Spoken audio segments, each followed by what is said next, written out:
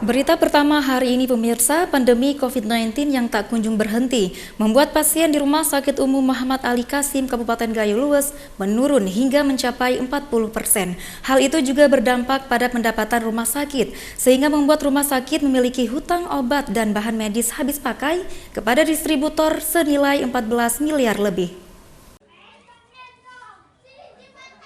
Sejak pandemi COVID-19 melanda dunia termasuk Indonesia, membuat pasien yang berkunjung ke Rumah Sakit Umum Muhammad Ali Kasim Kabupaten Gayo Luwes menurun hingga mencapai 40%.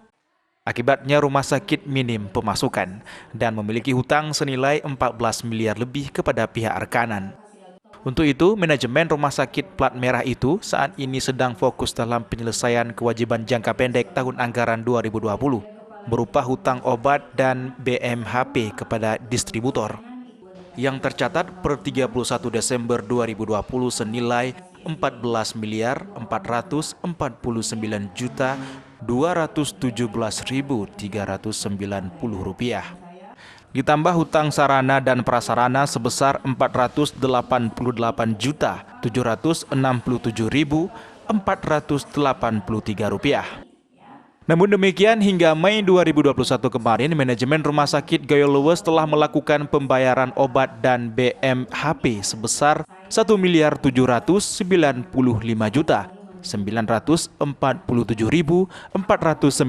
rupiah. Yang menyebabkan karena pandemi COVID juga saat itu obat BHP meningkat harganya, ya sampai dengan langka saat itu, dan menyebabkan operasional yang kami butuhkan cukup tinggi. Sedangkan penerimaan kami terus berkurang. Kenapa? Karena pasien atau masyarakat tidak berani berobat ke rumah sakit.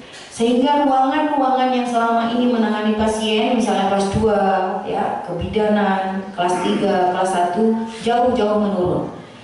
Walau di tengah minimnya dana, manajemen RSUMAK tetap mencari alternatif lain dengan menjalin kerjasama dengan apotek terdekat demi memenuhi hak masyarakat mendapatkan pelayanan kesehatan. Dari Kabupaten Gayo Luwes, Dosaino iNews melaporkan.